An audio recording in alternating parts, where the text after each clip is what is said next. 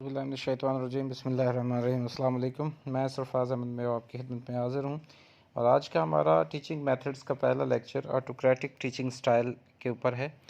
Autocratic teaching style क्या होता है, इसकी कौन कौन से इसके कैरेक्टरिस्टिक्स होते हैं, इसके बारे में आपको हम डिटेल से इंशाल्लाह इस लेक्चर में बताएंगे। ये लेक्चर हमारा टीचिंग मेथड्स ऑफ एजुकेशन के सिलसिले का अगला लेक्चर है।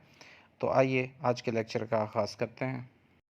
सबसे पहले हम ऑटोक्रेटिक टीचिंग स्टाइल के हवाले से बात करेंगे कि ये होता क्या है। ऑटोक्रेटिक टीचिंग स्टाइल जो बेसिकली एक इंस्ट्रक्शनल अप्रोच है कि जिसमें टीचर जो है वो कंप्लीट कंट्रोल जो है उसको एक्सरसाइज करता है, यानी क्लास के ऊपर एक अथॉरिटेरियन कंट्रोल उसका होता है लर्निंग प्रोसेस के ऊपर और क्लास के ऊपर। इस स्टाइल के अंदर यानी हर किस्म का जो है इसको हम ये भी कह सकते हैं कि ये टीचर सेंटर्ड अप्रोच होती है। और इस स्टाइल में जो टीचर है टिपिकली तमाम जो डिसीजंस होते हैं, तमाम फैसला जो होता है वो टीचर खुद करता है कि क्या पढ़ाना है, किस तरह से पढ़ाना है, कैसे स्टूडेंट को पढ़ाना है और किस तरह से स्टूडेंट ने जो है वो क्लासरूम के अंदर उनको बिहेव करना चाहिए। ये सारा जो है वो टीचर्स की रिस्पॉन्सिबिलिटीज़ में आता है और टीचर इनका ज़िम्मेदार होता है और वही सब चीज़ें उसमें जो है वो इम्प्लीमेंटेशन की करता है। टीचर जो है वो एक डोमिनेंट रोल जो है उसको अज्यूम करता है और स्टूडेंट जो है वो एक्सपेक्टेड होते हैं कि वो उन इंस्ट्रक्शंस को फॉलो करें। यानी जो डोमिनेंट रोल है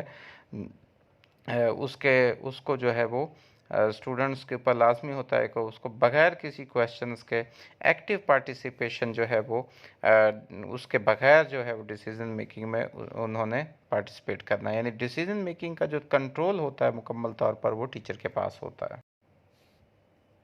ऑटोक्रेटिक टीचिंग स्टाइल या स्ट्रेटजी के हम कैरेक्टरिस्टिक्स की बात करें तो उनमें टीचर सेंटर्ड अप्रोच है। जैसे मैंने आपको पहले बताया कि इसमें जो ओवरऑल फोकस है टीचिंग का वो प्राइमरीली जो है वो टीचर के ऊपर होता है।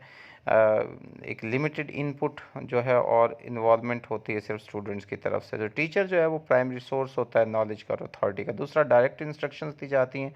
टीचर जो है डिलीवर लेक्चर करता है या प्रेजेंटेशन जो भी देता है वो या इन्फॉर्मेशन प्रोवाइड करता है स्टूडेंट्स को वन वे कम्युनिकेशन स्टाइल में करता है। कोई क्वेश्चन आंसर्स इसमें कोई जो है वो फॉर्मेटिव असेसमेंट वाला सिस्टम उस तरह से वो नहीं होता और जो कोई जो मिनिमल डिस्कशन और इंटरेक्शन जो है वो स्टूडेंट के साथ होता है बिल्कुल मामूली किस्म का होता है। दूसरा, इसमें जो डिसिप्लिन होता है वो बहुत स्ट्रिक्ट डिसिप्लिन अप्लाई होता है। जो टीचर है इन्फोर्स करता है स्ट्रिक्ट रूल्स को और एक्सपेक्ट करता है स्टूडेंट्स को कि वो कंफर्म करें इनको बगैर किसी क्वेश्चन के।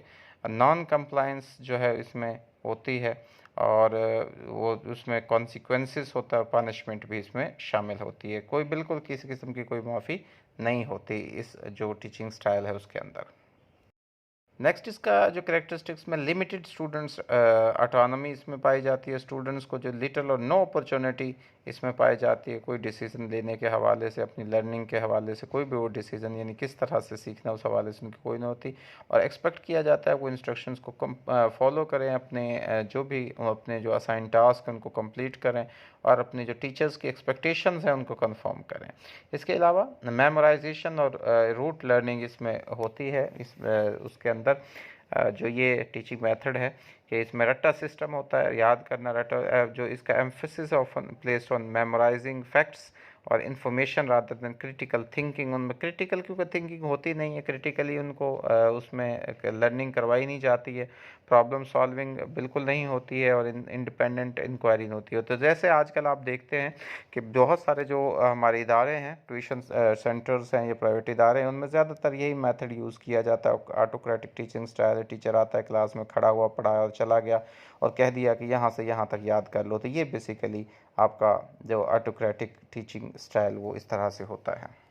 ये स्टाइल इस पे बहुत सारी तनकीद जो है वो होती है क्योंकि ये बेसिकली आपकी जो क्रिएटिविटी है उसको ख़त्म कर देता है। आपकी क्रिटिकल थिंकिंग जो है उसमें नहीं होती, एक लिमिट कर देता है, स्टूडेंट्स की इंगेजमेंट को बिल्कुल लिमिटेड कर देता है और एक passive learning environment create, active नहीं करता बल्कि पैसिव, क्योंकि स्टूडेंट ने तो खामोशी से बैठ के सुनना है, सिंपली जो है वो इन्फॉर्मेशन को अब्जॉर्व करते हैं बगैर किसी अंडरस्टैंडिंग के या उनको अप्लाई। तो एडिशनली जो टीचिंग स्टाइल है ये इसको डिस्करेज किया जाता है स्टूडेंट्स ये जो टीचिंग स्टाइल है डिस्करेज करता है स्टूडेंट पार्टिसिपेशन को, इंडिपेंडेंट थिंकिंग को, डेवलपमेंट ऑफ इंपॉर्टेंट स्किल्स वगैरह को, जैसे कि कम्युनिकेशन और कोलैबोरेशन है।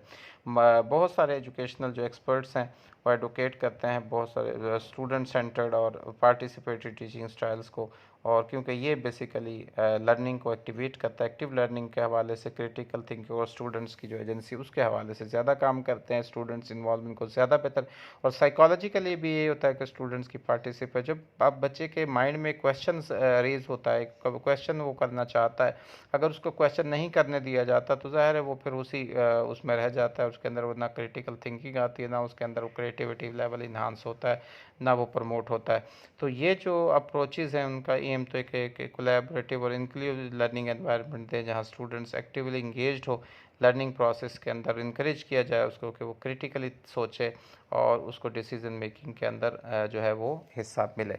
तो ये तो था ऑटोक्रेटिक टीचिंग स्टाइल जो आपके साथ मैंने डिस्कस किया। उम्मीद है आपको ये बिल्कुल इसको आसान अल्फाज बयान करने की कोशिश की, आपको बिल्कुल क्लियर हो गया होगा। अल्लाह ताला से दुआ है कि अल्लाह ताला आपकी ज़िंदगी में आसानियाँ नसीब फरमाए और आसानियाँ तकसीम करने की तौफीक नसीब फरमाए। अपनी दुआ में याद रखिएगा। अल्लाह।